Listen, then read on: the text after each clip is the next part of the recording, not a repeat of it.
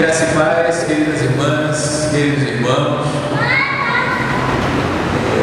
Quero iniciar rememorando e reafirmando nossa alegria ontem, como já foi dito aqui, pela celebração dos 100 anos do seu Agnandes Bispo dos Santos, pai de tantas pessoas da nossa igreja, da congregação de Itapiramutá, da IPU de Caetité,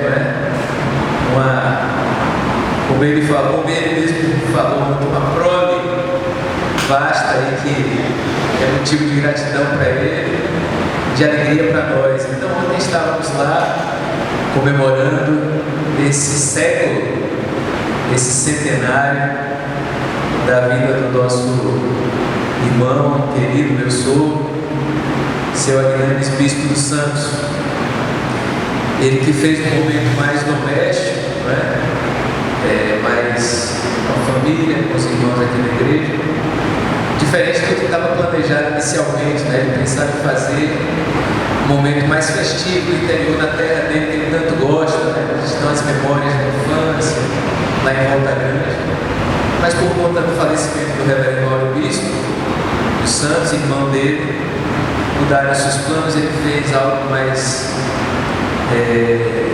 doméstico, mas não deixou de agradecer a Deus, porque 100 anos realmente é bênção para poucas pessoas.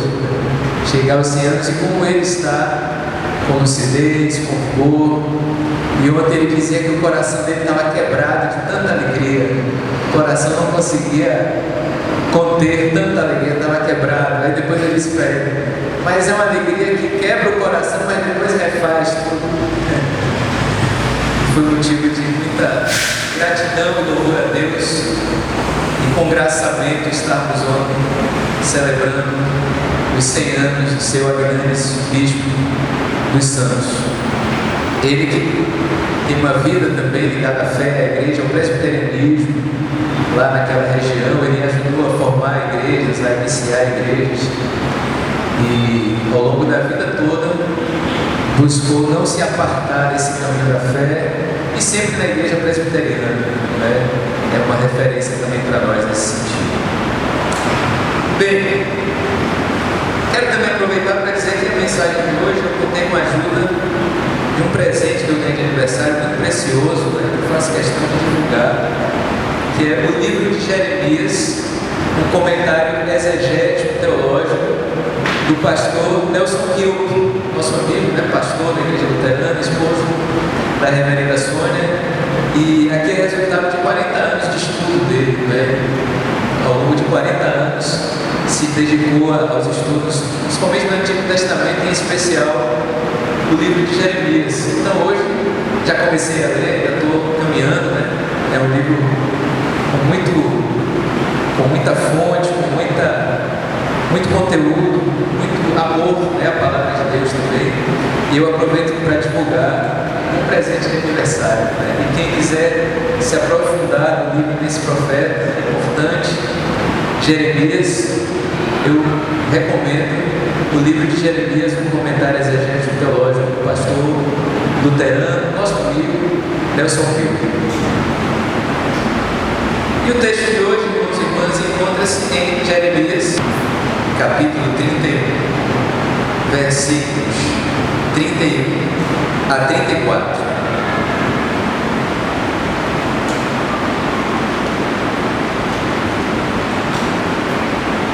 Que diz assim: eis que chegarão dias, oráculo de Javé, em que eu farei uma aliança nova com Israel e Judá.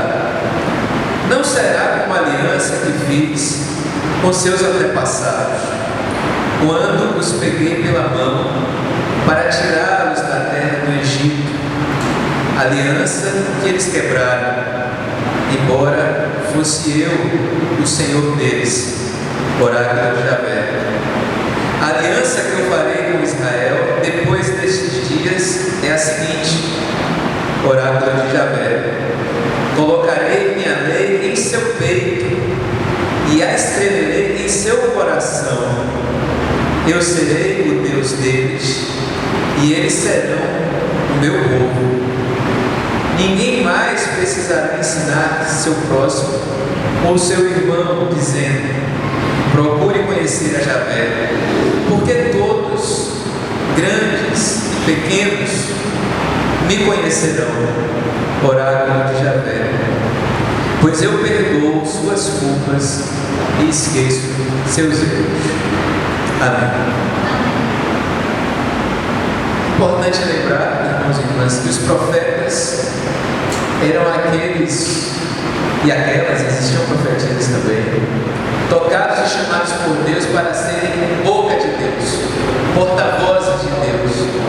Quando o povo corria, se desviava do caminho do Deus libertador, endurecia o coração e buscava uma vida não conforme a vontade de Deus, mas conforme seus caprichos, seus interesses, seus egoísmos, sua maldade.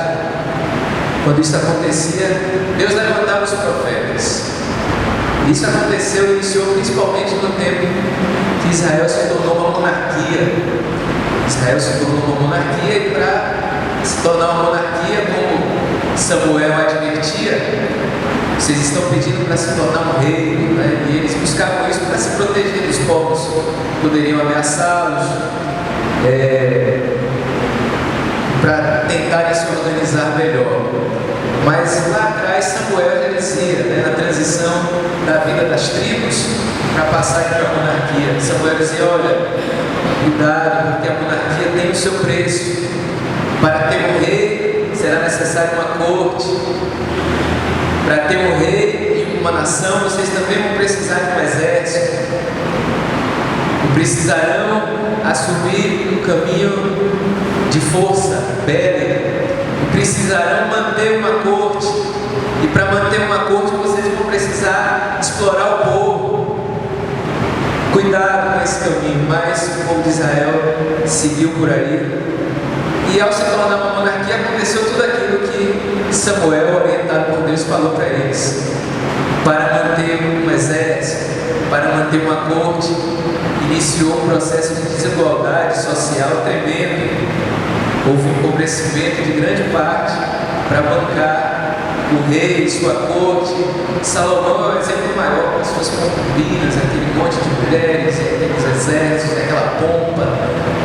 E aí Israel se distanciou do projeto inicial de Deus, de justiça e fraternidade, para o qual o povo foi liberto lá do Egito. E os profetas foram esses homens e mulheres levantados para novamente proclamar a palavra de Deus e dizer: não é isso que Deus quer para nós. Não é essa realidade de injustiça e violência que Deus quer para nós. Não é essa realidade de infidelidade ao projeto de fraternidade e justiça. Não é para isso que Deus nos libertou do Egito. E os profetas eram esses que se levantavam para dizer e correr riscos e serem perseguidos, como Elias e tantos outros foram. E Jeremias foi um desses profetas. E esse texto que nós lemos, por isso que repete-se muitas vezes: oráculo de Javé. Oráculo de Javé, para sinalizar que ele está sendo porta-voz de Deus ali do povo. E os profetas denunciavam os erros, os equívocos, as incoerências dos reis, do próprio povo. Mas também os profetas anunciavam um tempo novo. Eles alimentavam a esperança do povo e iluminavam o caminho, dizendo que se o povo se convertesse, voltasse para aquele projeto que a própria lei ensinava, de amor a Deus sobre todas as coisas, ao próximo como a si mesmo, de fraternidade, de cuidado com as viúvas, os pobres, os estrangeiros, de partilha. Se o povo voltasse a isso, um tempo novo nasceria. E os profetas então eram também mensageiros da esperança. E esse trecho de Jeremias tem justamente esse significado de esperança. O momento histórico do povo aqui era o momento do exílio da Babilônia. Em dado momento, a Babilônia ocupou Israel. Era um império muito forte, muito poderoso, muito violento. Então, dominou Israel. que uma parte do povo fosse para a Babilônia, a deportação. E esse tempo para o povo de Israel foi um tempo muito duro, muito difícil, de desolação, de perda de sentido, de horizonte, porque eles perderam a terra. Lembre-se que a terra é uma promessa lá desde Abraão. Eles se perderam da sua terra, foram levados para a Babilônia, uma boa parte.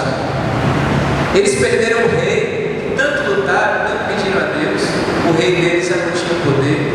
Perderam o templo, já não podiam adorar o seu Deus no templo.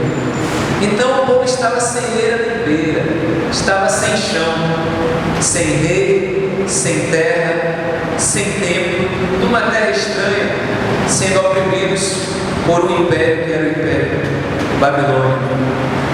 E os profetas tinham uma palavra de denúncia, de chamada à conversão, mas eles tinham uma palavra de esperança. E essa palavra de Jeremias, naquele contexto de desolação, era uma palavra de esperança.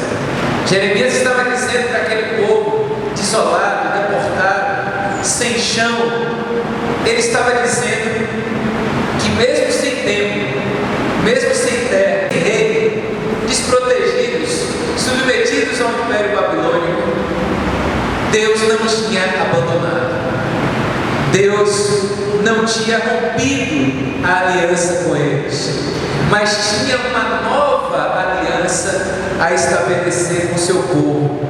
E uma aliança que poderia acontecer, se estabelecer e continuar, mesmo sem todo esse aparato. Mesmo sem o aparato do templo, da estrutura do rei, do exército que Israel tinha, mesmo sem ter a sua terra, mesmo sem as seguranças todas e todas as estruturas que os sustentavam, mesmo sem tudo isso, Deus continuava com eles. E Deus tinha uma aliança nova para estabelecer. E não mais aquela aliança escrita na pedra, aquela aliança que Deus, depois que libertou o povo do Egito e conduziu o povo pelo deserto, Deus que não só os libertou, mas que estava ensinando a viver em liberdade, uma vida nova de justiça, de fraternidade, de acolher os estrangeiros, de não explorar o estrangeiro, diferente daquilo que eles sofreram no Egito, de cuidar das viúvas, cuidar dos órfãos, uma vida de comunhão profunda com Deus. Foi isso que a lei comunicava, mas a lei revelada a Moisés, escrita na pedra. E aqui Jeremias está dizendo que uma nova aliança estava sendo estabelecida por Deus. E essa aliança independia das estruturas humanas, independia do reinado estabelecido de Israel, independia do templo onde eles cultuavam a Deus, e independiam da posse da terra que eles tanto lutaram para ter. Mesmo sem nada disso, uma nova aliança Deus estava estabelecendo, não mais escrita na pedra, mas agora escrita no coração. Essa é a nova aliança que Deus estava estabelecendo naquele momento que o povo estava desolado e sem chão. Uma aliança não mais escrita na pedra, aliança essa que o povo negou no passado, mas agora uma aliança escrita no coração, para que essa palavra, essa lei libertadora e amorosa de Deus, não mais fosse vista como algo que vem de fora, a ser obedecido como algo que vem de fora, uma exigência, uma imposição que vem de fora. Não, agora é uma aliança que vem de dentro, é uma aliança escrita no coração do povo, uma aliança que vem do íntimo, interiorizada, internalizada, que transformava o íntimo, não só entendida, não só que se sabia o que essa lei dizia, mas uma aliança, uma palavra que era sentida no coração, acolhida no coração, e que se misturava e coincidia com a vontade de cada pessoa e com a vontade do povo. Esse era o chamado de Deus na nova aliança, que a vontade do povo coincida com a vontade de Deus, e que o povo não mais apenas saiba o que a lei diz, mas que o povo sinta essa lei no seu coração e viva guiado por essa lei que vem de dentro, como Jesus fala com a samaritana, uma fonte que jorra para a vida eterna, movida pelo Espírito Santo. Então é essa, irmãos e irmãs, a nova aliança, e que Jesus retoma quando Jesus, na sua celebração da Eucaristia da Santa Ceia, ele disse que o cálice, o sangue do Cordeiro, é a nova aliança.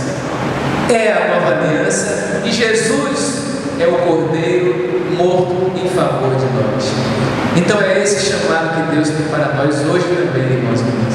E principalmente nas situações de desolação, nas situações em que o chão nos falta, em que aquilo em que nós confiamos e colocamos de alguma maneira a nossa segurança nos falta, que possamos lembrar que Deus não nos abandona, mas que Ele tem uma nova aliança a estabelecer e renovar conosco, não escrita apenas na pedra ou no papel, nas páginas que lemos na nossa Bíblia, nas nossas Bíblias, mas Ele quer que o sentido dessas palavras que estavam na pedra, que estão agora nas páginas, que esse sentido habite o nosso coração, que nós abramos o nosso coração para que o Espírito Santo escreva lá, no nosso íntimo, para que a vontade de Deus possa ser aceita e vivida de dentro para fora, do nosso íntimo para as relações que estabelecemos, e não de maneira vista como uma exigência, uma obrigação, mas com a satisfação